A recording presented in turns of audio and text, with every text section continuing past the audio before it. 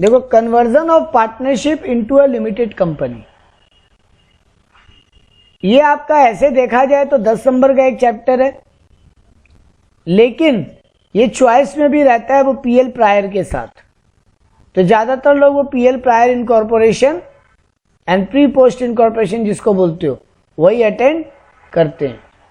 But ये choice में भी रहता है, कभी कभी आपका लक हुआ तो इंडिविजुअल भी आ सकता है, बट मेजर चांस ही चॉइस में जाने का है, क्योंकि ये दोनों चैप्टर मिला के प्री पोस्ट और conversion of partnership into company, ये दोनों मिला के 10 नंबर दिया हुआ आपके सीबीएसई के कैरिकुलम में। चलो स्टार्ट करते हैं। Conversion of partnership into limited company. Generally 2 type का सम बनेगा। पहला, वही पार्टनर लोग एक नया कंपनी बना रहे हैं और अपने पार्टनरशिप को उस कंपनी में कन्वर्ट कर रहे हैं, तो new company formed by partners. और एक होता है अपने कंपनी को सेल ही कर दिए, कंपनी पार्टनरशिप बिजनेस या फर्म सोल्ड, फर्म सोल्ड। तो ये 2 टाइप का सम आपके इस समय बन सकता है। जब आप कन्वर्ट कर रहे हो, आपको जनरली नया कंपनी के बुक्स में अकाउंट्स बनाने बोलेगा, तो देखो आपको मेनली डिसोल्यूशन वाला ही प्रोसेस फॉलो करना है। जब कंपनी डिसॉल्व, जब फर्म डिसॉल्व होता है, अपने क्या करते हैं, रियलाइजेशन अकाउंट बनाते हैं और क्या बनाते हैं, पार्टनर्स कैपिटल अकाउंट और कैश एंड बैंक। यहां भी वही बनेगा। पार्टनर्स कैपिटल में जनरली पार्टनर को आप क्या करते हो, उसका ओपनिंग बैलेंस यहां लिखते हो। Realisation account same to same बनेगा, लेकिन पार्टनर्स कैपिटल अकाउंट बनाने में एक छोटा सा चेंज होगा। आप जनरली ओपनिंग यहां लिखते हो, पार्टनर को अगर रियलाइजेशन प्रॉफिट आ रहा है तो यहां लिखते हो, पार्टनर बिजनेस से कुछ पाएगा तो यहां लिखते हो, और पार्टनर अगर बिजनेस से कुछ ले लिया है और बिजनेस पार्टनर से पाता है तो यहां लिख देते हो। अब यहां क्या करते हो, तो कैश या बैंक दे के निपटा देते हो ना उसको, क्योंकि फर्म डिसॉल्व हो रहा है, तो पार्टनर को पैसा दे के या पार्टनर से पैसा लेके काम खत्म करते हो। पर यहां एक एक्स्ट्रा चीज आ जाएगा, जो नया कंपनी बन रहा है उसका शेयर इन पार्टनर्स को ही तो मिलेगा, mister A B C D जितने भी हैं। तो यहां पर जो नया कंपनी का शेयर मिला वो भी यहां आ जाएगा, यानी वो पार्टनर के कैपिटल को कम कर रहा है, क्योंकि पार्टनर को जो भी मिलता है उसका पैसा बिजनेस पाता है, तो पार्टनर को कुछ भी मिले वो उसके कैपिटल को कम करेगा, और पार्टनर बिजनेस से कुछ भी पाता है उसके कैपिटल को बढ़ाएगा। तो क्योंकि उसको कैश की जगह नए कंपनी का शेयर मिल गया तो वो यहाँ पे आ जाएगा एक्स्ट्रा, और अगर थोड़ा पैसा भी दियो तो वो भी आ जाएगा यहाँ पे, और ये अकाउंट बंद हो जाएगा और आपको बोलेगा नए कंपनी का बैलेंस शीट बना के दिखाओ। तो आपको ऐसा कुछ सम देगा। सेल का बात भी करेंगे जब उसके सम्स आएंगे। तो देखो यहाँ पे बोला entries in the books of partnership firm. Partnership firm के बुक में अगर जनरल एंट्री होता तो क्या क्या होता।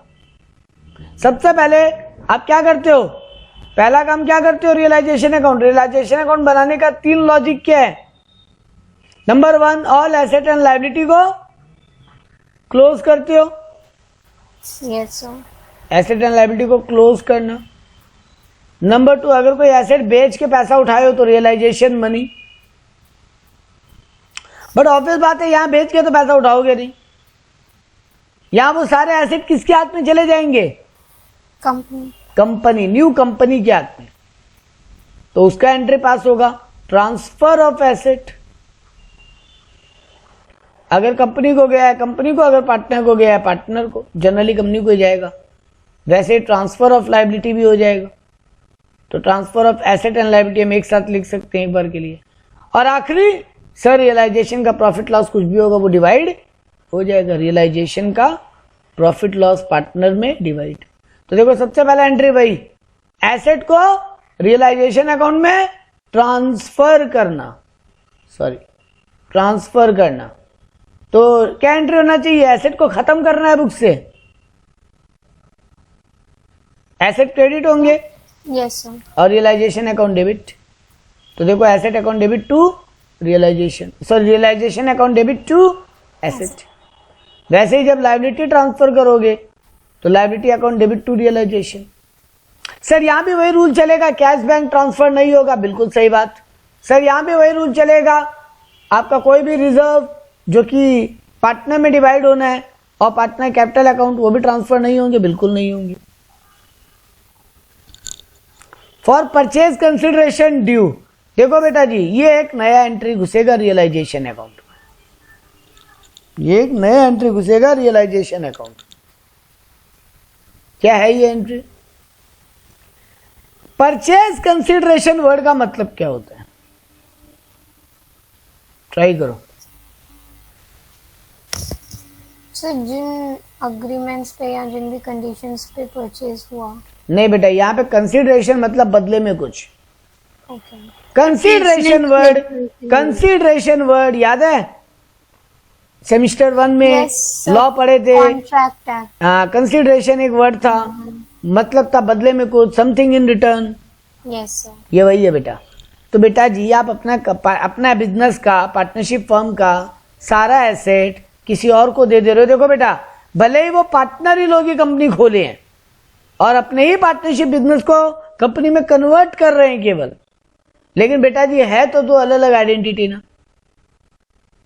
In the eyes of law company एक अलग आइडेंटिटी है ना? Yes sir. तो बेटा जी यहां पर भी आप पार्टनरशिप फर्म का बिजनेस एक तरीके से बेच ही तो दिए एक कंपनी को, तो बिजनेस बेचोगे तो मुफ्त में बेच दोगे, बदले में कुछ नहीं लोगे। लेंगे तो सर जी यहां पर भी होगा। किससे लोगे? न्यू कंपनी से। यस। तो जिससे कुछ पाते हो वो आपका क्या कहलाता है?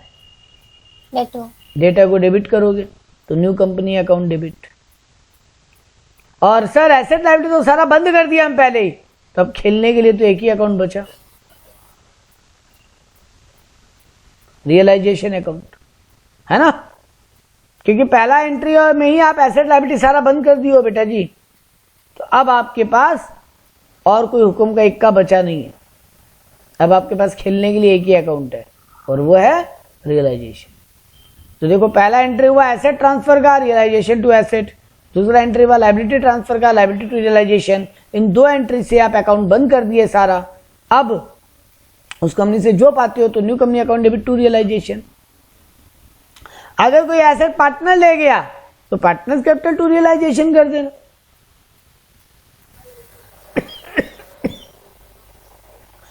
अब अगर कोई एसेट न तो पार्टनर घर ले गया और ना ही नया वाला बिजनेस टेक ओवर किया, तो उसका क्या करोगे बेटा जी?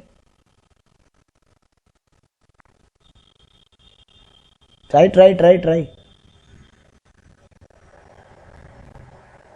सर एसेट है ना? हाँ तो सर उसको तो मान लेते हैं कि वो नहीं बिका। बेटा नया रूल आया है। ओके। अब आप एसेट भी अगर कोई नॉट टेकन ओवर रह जाए तो उसको मान लोगे कि बेच दिए। अगर कुछ नहीं हुआ तो वो बुकिश वैल्यू में बिक गया, बुक वैल्यू पे ही सेल हो जाएगा। ओके। तो बैंक टू रियलाइजेशन। सर ये डिसोल्यूशन चैप्टर में भी अभी नया रूल चलेगा? बिल्कुल चलेगा। ओके। जैसे जो लायबिलिटी के लिए कहते थे ना, जिस लायबिलिटी के बारे में क्वेश्चन साइलेंट है उसको पे ऑफ कर देते थे। Yes sir. तो यहां पर भी कोई एसेट के बारे में क्वेश्चन साइलेंट हो तो उसको बेच के पैसा रियलाइज कर लो, वो भी सर बुकिश वैल्यू पे। ठीक है? Yes sir. वैसे ही अगर कोई अनरिकॉर्डेड एसेट है तो आप क्या करोगे? ये बहुत यहां पे काम का एंट्री है, इंपॉर्टेंट है। अनरिकॉर्डेड एक एसेट मिला, पुराना बैलेंस शीट में उसका वैल्यू था ही नहीं। जब कंपनी टेक ओवर करने लगे तो देखे अरे 50 टेबल चेयर पड़े हैं, या 2 मशीन तो है ही जिसको बुक में कोई एंट्री नहीं है, 2 कंप्यूटर पड़े हैं, उनका क्या करोगे?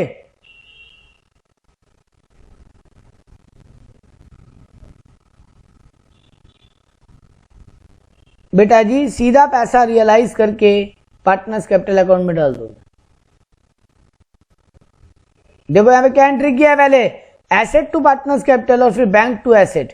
तो बात तो है कि वो एसेट अकाउंट कट जाता है। Partners capital account debit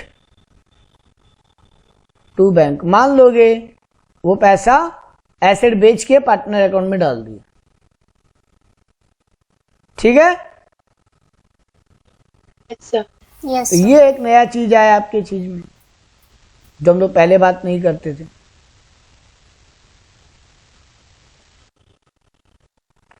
payment of liability sir, ये तो अब नॉर्मल बात हो गया। रियलाइजेशन टू बैंक, कोई अनरिकॉर्डेड लाइबिलिटी मिला तो partners bank account partners capital account debit to,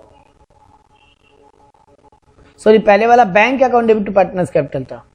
asset बेच के पैसा उठाए हैं ना, तो पैसा आया है, ये एंट्री रॉन्ग होता है। अभी पैसा आया है तो बैंक अकाउंट डेबिट, और वो पार्टनर्स में चला जाएगा, मतलब पार्टनर्स के कैपिटल को बढ़ा देंगे। वैसे ही कोई लाइबिलिटी अनरिकॉर्डेड मिले तो liability to partners capital count कर दो। सर उसका 2 एंट्री क्या किया था? पहला एंट्री किया एसेट को बुक करना, yes sir. Asset account debit to partners capital किया था, और फिर उस एसेट को बेचना। तो बेटा जी बुक करने का जरूरत क्या है जब बिजनेस बंद ही कर रहे हैं तो? हाँ। तो बैंक टू पार्टनर्स कैपिटल कर दो। वैसे लाइबिलिटी अनरिकॉर्डेड, ये लोग क्या किया है, पहले रिकॉर्ड किया है पार्टनर्स कैपिटल टू लाइबिलिटी, फिर लाइबिलिटी टू बैंक। तो बेटा लाइबिलिटी कट जाएगा, पार्टनर्स कैपिटल टू बैंक रह जाएगा। सीधा पे ऑफ करके झमेला खत्म करो ना। और ये नुकसान कौन झेलेंगे, किसकी जेब से पैसा काटोगे? Partners capital. Yes sir. तो ये था आपका वो नया चीज। तो नया चीज कितना आया sir? Asset liability cancellation same था, खाली ये परचेज कंसिडरेशन का ड्यू एंट्री एक नया आया। फिर एसेट पार्टनर घर ले जाए, लाइबिलिटी पार्टनर घर ले जाए, नया नहीं था। फिर एक चीज नया आया कि अनरिकॉर्डेड एसेट हो तो उसका क्या करना है। फिर एक चीज और नया आया था उसके पहले सर, कि कोई अगर एक एसेट है जो बुक में तो है लेकिन बताया नहीं है, उसका क्या करना है। ना पार्टनर ले गया, ना नया वाला बिजनेस में ट्रांसफर हुआ, मतलब नया कंपनी में ट्रांसफर हुआ, तो सर जी उसको बेच के पैसा रियलाइज कर लेंगे। ठीक बात? Yes sir. कोई ऐसा लाइबिलिटी जो पार्टनर बोल रहा है हम चुका देंगे, सर वही तो realisation to partners capital. Realisation expense का सर कॉमन एंट्री है, realisation account debit to bank, ये भी कॉमन है सर, ये भी पहले कर चुके हैं। अगर अब ये पूरा रियलाइजेशन अकाउंट बना के क्रेडिट डेबिट साइड में बैलेंस बचा, मतलब प्रॉफिट, तो रियलाइजेशन टू पार्टनर्स कैपिटल। अगर लॉस हो तो पार्टनर्स कैपिटल टू रियलाइजेशन। यही तो करते थे, यहाँ टू पार्टनर्स कैपिटल लिख के तीनों में बांट देते थे।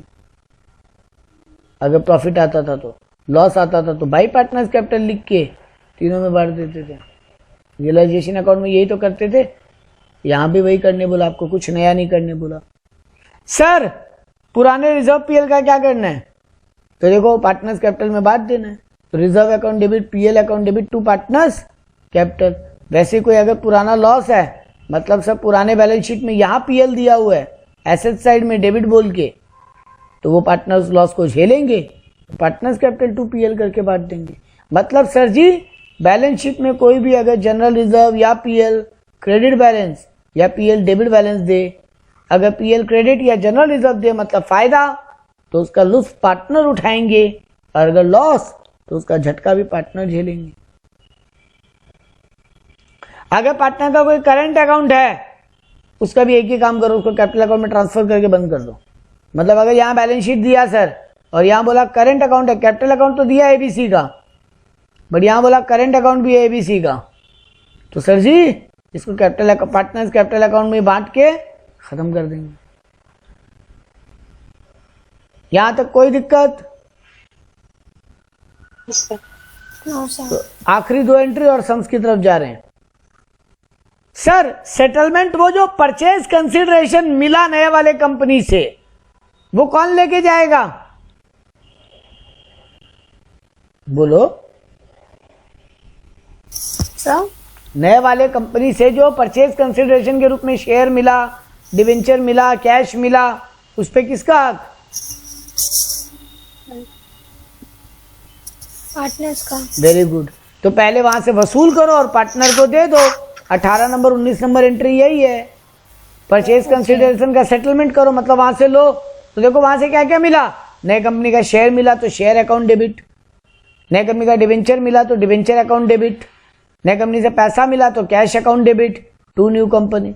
क्योंकि जब पीसी ड्यू किए थे तो न्यू कंपनी टू रियलाइजेशन किए थे ना, तो अब न्यू कंपनी से वसूल करो, जो मिला वो डेबिट टू न्यू कंपनी। अब फिर इसको फाइनली पार्टनर में बांट दो, तो देखो अगला ही entry, partners capital account debit to share to debenture to cash. ये जो मिला ये इन तीनों पार्टनर में बंटवारा कर दिए। तो पुराना बिजनेस, पूरा पार्टनरशिप फर्म बंद, नया कंपनी चालू। अब आपको बोलेगा नए कंपनी का बैलेंस शीट बना के दिखाओ, तो देखिए सम्स करते हैं। न्यू कंपनी में क्या एंट्री होता सर, चलिए वो भी बता देते हैं। नया कंपनी को क्या मिला, पुराने पार्टनरशिप फर्म का सारा एसेट। Yes asset. मान लो पार्टनरशिप फर्म का सारे एसेट का वैल्यू 9 लाख रुपया था, तो ये 9 लाख पूरा न्यू कंपनी को मिला। तो एसेट अकाउंट डेबिट, क्योंकि जो आता है वो डेबिट होता है। तो पुरानी जो पार्टनरशिप फर्म थी वो क्रेडिट की थी एसेट को बंद करने के लिए, ये एसेट का लेजर अब खोलेंगे क्योंकि इनको मिल रहा है, तो 9 लाख। सर यहाँ पे क्रेडिटर भी था और एक बैंक ओवरड्राफ्ट भी था 1 लाख का, दोनों मिला के मान लो 1.5 लाख था। तो ये 1.5 लाख का लायबिलिटी भी कौन चुकाएगा अब, नया कंपनी। तो नया कंपनी का लायबिलिटी भी बढ़ जाएगा। तो यहाँ पे 2 क्रेडिटर या 2 बिल्स पेएबल या बैंक ओवरड्राफ्ट जो भी है सब लिख दोगे 1.5 लाख। सर नया कंपनी जो है ना वो पार्टनरशिप फर्म को 6 लाख का तो इक्विटी शेयर दे रहा है, 6 लाख का इक्विटी शेयर दे रहा है। सर 2 लाख का डिबेंचर भी दे रहा है और 1 लाख का कैश भी दे रहा है। तो कितना दे रहा है नया कंपनी पुराने फर्म को, 9 लाख। 6 लाख का इक्विटी शेयर, 2 लाख का डिबेंचर, 1 लाख का कैश। ये 9 लाख यहाँ पे है, इस फर्म के लिए लायबिलिटी, नया वाला कंपनी के लिए लायबिलिटी है ये। तो 2 शेयर कैपिटल, 2 डिबेंचर, 2 कैश, वो ऐसे ही लिखेगा जो दे रहा है। तो ये सब मिला के कितना का दे रहा है वो, 9 लाख का। लेकिन सर डेबिट साइड में शॉर्टफॉल पड़ रहा है बैलेंस, क्योंकि यहाँ आ रहा है 10.5 लाख, उधर आ रहा है 9 लाख। क्या डेबिट करें बोथ साइड को मैच करने के लिए, goodwill. Very good. Debit side में बैलेंस शॉर्ट पड़े तो गुडविल, और अगर क्रेडिट में बैलेंस शॉर्ट पड़ता तो तब तो कैपिटल रिजर्व देना। Very good. तो सर जी नया कंपनी एसेट मिलने पे एसेट को डेबिट करेगा, लायबिलिटी जो चुकाना है उसको क्रेडिट करेगा, नए वाले कंपनी को जो दे रहा है वो भी क्रेडिट करेगा। अब अगर यहां बैलेंस शॉर्ट पड़े तो गुडविल और इधर बैलेंस शॉर्ट पड़े तो कैपिटल रिजर्व। क्लियर है? Yes sir. चलो सम करते हैं। सर ये एक एंट्री पास करके बस हो जाएगा, बिल्कुल खत्म कहानी नए बुक्स में। चलो तो Ranjit and Manjit and Paramjit are equal partner and Hindal and company. Company का नाम है, पार्टनरशिप फर्म का नाम है ये। बेटा कभी कभी बहुत दिन क्या बोलते हैं ना सर, एंड कंपनी लिखे तो कंपनी होगा। बेटा एंड कंपनी ये सब वर्ड यूज जो करते हैं ना वो कंपनी नहीं होते, क्योंकि कंपनी को अपने नाम के आगे या प्राइवेट लिमिटेड या लिमिटेड वर्ड यूज करना पड़ेगा। कंपनी लिखने से कोई कंपनी नहीं होता। तो बहुत सारे पार्टनरशिप फर्म खुद को कंपनी लिखते हैं, कोई छाप नहीं है, लिखो कोई ना नहीं है, बट इसका मतलब ये नहीं कि वो कंपनी हो जाएगा। कंपनी बनना है तो प्राइवेट लिमिटेड या लिमिटेड वर्ड यूज करना पड़ेगा। तो यहाँ पे Hindal and company partnership firm है, जिसके 3 पार्टनर है, RMP, Ranjit, Manjit, Paramjit. Balance sheet आपको दिया है 31/12/2017 का, बोल रहा है तीनों का कैपिटल दिया हुआ है। लो परमजीत का लेकिन डेबिट बैलेंस है, मतलब नेगेटिव कैपिटल है। लोन फ्रॉम बैंक है, क्रेडिटर है। इधर में फिक्स एसेट दिया, लैंड बिल्डिंग मशीन और स्टॉक डेटर। आपको बोला on the date it was decided to convert partnership into limited company called Hindal limited. ये लोग पार्टनरशिप फर्म को कन्वर्ट कर रहे हैं, बेच नहीं रहे हैं, मतलब खुद ही चलाएंगे आगे, बस कंपनी के नाम से चलाएंगे, हिंडाल लिमिटेड। बोला लैंड का वैल्यू ये लोग माना है 1.5 लाख। बुक में कितना वैल्यू है? 50,000। प्लांट का वैल्यू माने हैं 2.5 लाख, बुक में 2 lakh. Depreciation amounting to 20,000 write off building, building में 20 जाकर डेप्रिशिएट करना है, मतलब 70 का बिल्डिंग 50 का हो जाएगा। एक प्रोविजन भी बनाने बोला है 10% का पीबीडीडी स्टॉक का, वाह, स्टॉक का प्रोविजन बनाने बोला है 10%, मतलब 3 लाख का स्टॉक 2,70,000 में उठा के लेके जा रहे हैं। प्रोविजन फॉर डेटर भी बोला है 10%, मतलब 1 लाख का डेटर 90,000 में ले रहा है नया कंपनी। आपको बोला discount of 6% to be earn from creditor, creditor से भी 6% का डिस्काउंट मांगने में कामयाब हो गए हैं। क्रेडिटर पाता था 1 लाख, अब वो देगा 94,000, 6,000 का डिस्काउंट मिल गया उससे। New company issue 12,000 equity share of 10 rupees each, fully paid up. नया कंपनी पार्टनरशिप फर्म को 12,000 इक्विटी शेयर दे रहे हैं, 10 रुपया वाला। कितना वैल्यू बनता है? 1,20,000। Yes sir. लेकिन कंपनी उसका वैल्यू कितना मान रहा है? 1.5 लाख। 1,50,000। तो 30,000 सिक्योरिटी प्रीमियम हो गया। 1,20,000 का शेयर का 1.5 लाख वैल्यू मान रहा है, मतलब 30,000 प्रीमियम है, कोई चाप नहीं। बैलेंस बोला है कंपनी, और बैलेंस जो अमाउंट है वो पे करेगा डिबेंचर्स में, 10% वाला डिबेंचर इशू करेगा, 100 रुपये फेस वैल्यू वाला। आपको बोला नेसेसरी लेजर अकाउंट बनाने in the books of Hindal and company and show the opening balance sheet of the new company.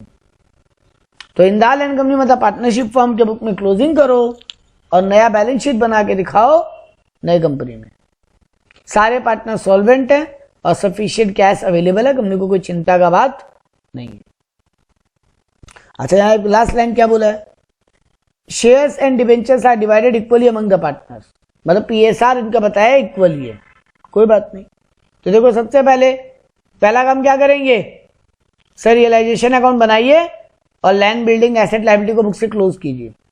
तो लैंड बिल्डिंग प्लांट मशीनरी तीनों क्लोज होगा, स्टॉक डेटर क्लोज होगा, लोन एंड बैंक क्लोज होगा, creditor close होगा। तो बेटा जी ये सब जो नए मार्केट वैल्यू है उन पे क्लोज होंगे कि बुक वैल्यू पे? ये जो नए रियलाइज्ड वैल्यू है उन पे क्लोज होंगे कि बुक वैल्यू पे? सर ये कुछ दिया नहीं है ना इनके बारे में। जहां बता रहा है लैंड का वैल्यू आपके बुक में 50,000 है, हाँ। लेकिन इसको आज के दिन में रीवैल्यू किया गया है 1.5 लाख। तो आपका जो बैलेंस शीट में रियलाइजेशन अकाउंट में एसेट बंद होंगे तो 50,000 जाएगा लैंड का वैल्यू की 1.5 लाख। तो इनका डिफरेंस नहीं जाएगा? क्या आपका वॉइस बहुत डाउन आ रहा है? डिफरेंस नहीं जाएगा बेटा, अगर आप लैंड 50,000 कम या ज्यादा पे क्लोज कर दिए तो आपका लेजर बंद कैसे होगा? Cancellation always on book value, realisation on market value होता है। जब बेच के पैसा उठाएंगे तब मार्केट वैल्यू पे उठाते, लेकिन क्लोज करते वक्त ऑलवेज ऑन बुक वैल्यू। वरना बेटा जी आपका लैंड 50,000 से डेबिट होके खड़ा है, आप 50,000 से क्रेडिट नहीं करोगे तो लेजर बंद कैसे होगा? Yes sir. तो ये हमेशा माइंड में रखना, कंफ्यूजन आ सकता था, इसलिए हम घुमा के क्वेश्चन पूछा था जानबूझ के। हमको पता था ये बहुत जिनके मन में डायलेमा आता है। तो बेटा जी सिंपल प्रोसेस क्या है? बुक वैल्यू पे क्लोज कीजिए। तो लैंड 50,000, बिल्डिंग 70, प्लांट 2 लाख, तो 50, 70, 2 लाख, 3 लाख, 1 लाख, ये हुए एसेट क्लोज होने के वैल्यू। ये देखो 50, 70, 2 लाख, 3 लाख, 1 लाख। वैसे आपके लोन और क्रेडिटर कितने हैं? 5 लाख और 1 लाख, तो ये भी 5 लाख 1 लाख पे बंद होंगे। तो loan from bank 5 lakh, loan from creditor 1 lakh. अब ये जो निकाले ना बेटा कि परचेज कंसिडरेशन कितना, वो कैसे निकलेगा? बोलिए, ट्राई कीजिए। ये देखिए, आपको 2 वे में पीसी कैलकुलेट करके दिखाया है और दोनों से सेम आंसर आना चाहिए बेटा जी। कंपनी आपको 12,000 इक्विटी शेयर दे रहा है, लेकिन सर डिबेंचर तो बताया नहीं कितना का दे रहा है। तो चलिए पहले पीसी निकालते हैं। कंपनी लैंड कितना में उठाने को तैयार हुआ? 1.5 लाख। कंपनी बिल्डिंग बोला 70,000 का, 20,000 डिप्रिसिएशन, मतलब 50,000। कंपनी मशीन बोला 2 लाख का मशीन 2.5 लाख में, स्टॉक बोला था 3 लाख का है, 10% प्रोविजन बनाओ डूबने का तो 2,70,000, डेटर बोला था 1 लाख 10% प्रोविजन बनाओ 10,000 का तो 90,000, तो कंपनी को 8,10,000 का एसेट मिलेगा। वैसे ही कंपनी लोन और क्रेडिटर दोनों चुकाएगा, क्रेडिटर को 6,000 का डिस्काउंट पे चुकाएगा क्योंकि 6% डिस्काउंट मिल रहा था क्रेडिटर से।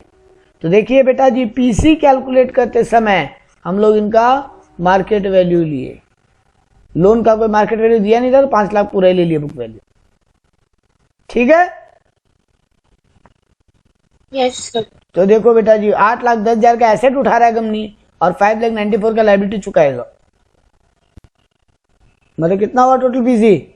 2,16,000। कंपनी को सॉरी पार्टनरशिप फर्म को कंपनी 2,16,000 चुकाएगा। तो कैसे चुकाएगा? सर बोला है 12,000 इक्विटी शेयर, 10 रुपया फेस वैल्यू वाला, लेकिन कितना % प्रीमियम पे? सर 1.5 लाख बोला था, प्रीमियम आप खुद ही निकाल लीजिए ना। 1,20,000 का चीज 1.5 लाख में तो 30,000 डिवाइडेड बाई 12,000 करो, कितना आएगा? 30,000 रुपये एक्स्ट्रा दे रहा है ना कंपनी, यस सर। और 12,000 इक्विटी शेयर है तो 2.5 रुपया प्रीमियम आ रहा है मतलब। तो ये यहाँ पे दिख भी दिया, आप नहीं भी लिखते तो चलता सर आप इक्विटी शेयर 12,000 लिख सकते थे 1.5 लाख में। तो कंपनी को देना कितना है? 2,16,000, उसमें से अगर 1.5 लाख का इक्विटी शेयर दे रहे हैं तो बैलेंस क्या है? डिबेंचर, क्वेश्चन बोला ही था डिबेंचर बैलेंसिंग फिगर है, तो कंपनी 66,000 का डिबेंचर दे रहा है। सर हाँ बोलो। सर श्वेता पूछ रही है, वो अभी घर आई है, वो ज्वाइन कर ले क्लास? कर लेने बोलो, लेकिन अब समझ में नहीं आएगा क्योंकि हम खत्म ही करने वाले। उसको बोलो आज रेस्ट ले ले, वीडियो देख लीजिए, हम दोपहर रिपीट कर देंगे। ठीक है, ओके सर। क्योंकि बहुत 10 मिनट में हम क्लास खत्म ही करने वाले हैं। Okay sir. ठीक है चलो, तो 10% डिबेंचर 66,000 का, 100 रुपया फेस वैल्यू वाला, तो ये बैलेंसिंग फिगर निकला। क्योंकि सम बोला था कंपनी 12,000 शेयर 1.5 लाख में दे रहा है और बैलेंसिंग फिगर डिबेंचर में देगा, तो हम लोग पहले ही निकाल दिए 2,16,000 कंपनी चुकाएगा, तो 1.5 लाख का अगर इक्विटी शेयर दे रहे हैं तो बैलेंस डिबेंचर होगा, तो 2,16,000 कंपनी ऐसे चुका रहा है। तो यही 2,16,000 अब रियलाइजेशन अकाउंट में आप डाल दो।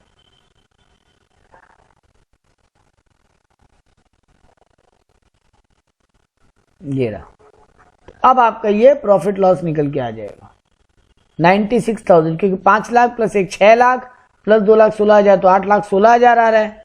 इधर में 70,000, 2 लाख, 3 लाख, 1,50,000, 70 और 50 एक 20, और इधर हो रहा है 2 लाख, 3 5 एक 6 लाख, 7,20,000, तो 8,16,000 माइनस 7,20,000 तो बचेगा 96,000। बोला है कंपनी इक्वली डिवाइड करा, PSR इक्वल बोल चुका है, तो यहाँ पे तीनों को 32 का प्रॉफिट रियलाइजेशन अकाउंट में बट गया। अब यहाँ देखो इनका कैपिटल का ओपनिंग बैलेंस लिख दिए, इसका नेगेटिव कैपिटल था परमजीत का तो यहाँ लिख दिए, रियलाइजेशन से 32 निकल गया है तो यहाँ लिख दिए। कंपनी क्या दे रहा है?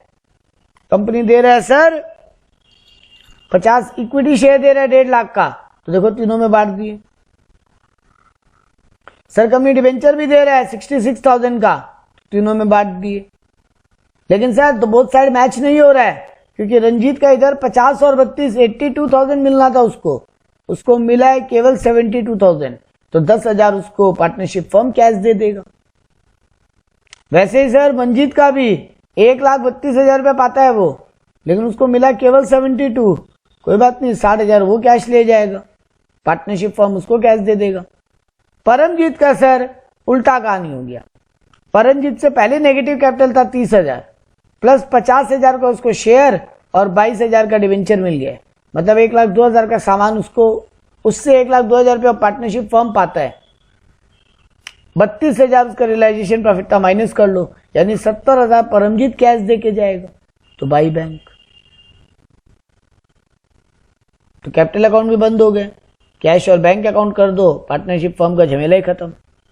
तो देखो फर्म के पास इधर 10 इधर 60 यहां 70, ये मैच हो गया, तो पार्टनरशिप फर्म का बैंक अकाउंट भी क्लोज ऑटोमेटिक हो जाएगा। अब बिजनेस का बैलेंस शीट बना दो, कंपनी का। तो कंपनी शेयर इशू करके रखा है 1,20,000 का, किसी के मन में 1.5 लाख आएगा, बट बेटा जी 30,000 प्रीमियम है, वो रिजर्व में जाएगा, तो देखो 30,000 प्रीमियम में लिख दिया। सही है, तो pure company balance sheet format है, बिल्कुल है, आपको वही बना के भी आना है। कंपनी बैलेंस शीट फॉर्मेट याद होगा, ऊपर होता था इक्विटी लायबिलिटी, फिर आता था शेयर होल्डर्स फंड, फिर आता था शेयर एप्लीकेशन मनी, फिर आता था non current liability, current liability. तो देखो यहाँ पे शेयर कैपिटल 1,20,000 लिख दिया, reserve surplus 30,000, share application money है नहीं तो ब्लैंक छोड़ दिया। लॉन्ग टर्म बोरोइंग, कंपनी के पास दो लायबिलिटी आया बेटा जी, एक तो 66,000 का डिवेंचर जो कंपनी दे रहा है पार्टनरशिप फर्म को, और ये जो 5 लाख का लोन कंपनी चुकाएगा, 6 लाख का, सॉरी 6 लाख प्लस 66 होना चाहिए था, ये 566 कैसे है? इसका ब्रेकअप देख लेते हैं, नोट कैसे बनाया है।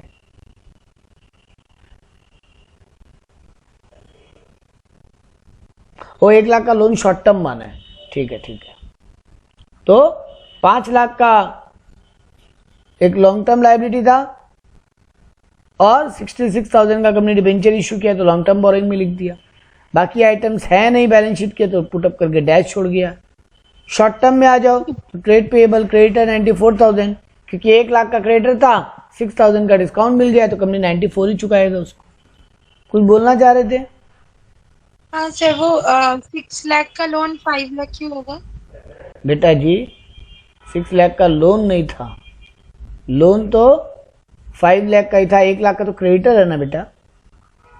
ओके, क्रेडिटर तो करंट लायबिलिटी में जाएगा ना। हाँ हाँ। तो यहाँ पे आपका 5 लाख का लोन और 66,000 का क्योंकि डिवेंचर बेचा है तो दोनों आ गया।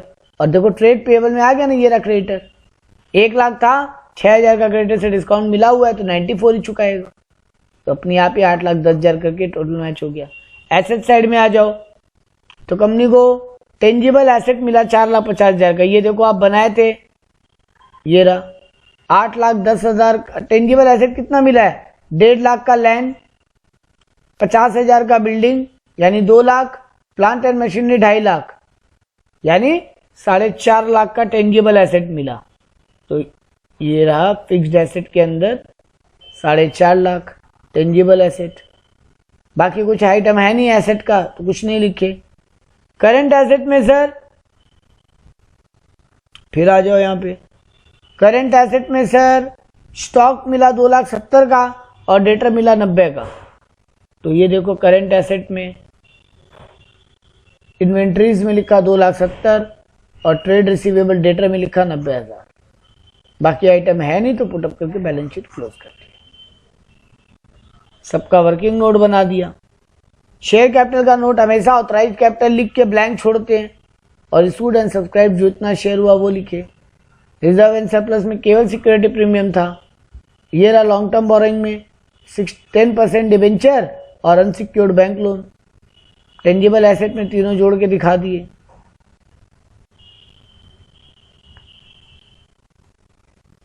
और कहानी खत्म। क्लियर है ये सब?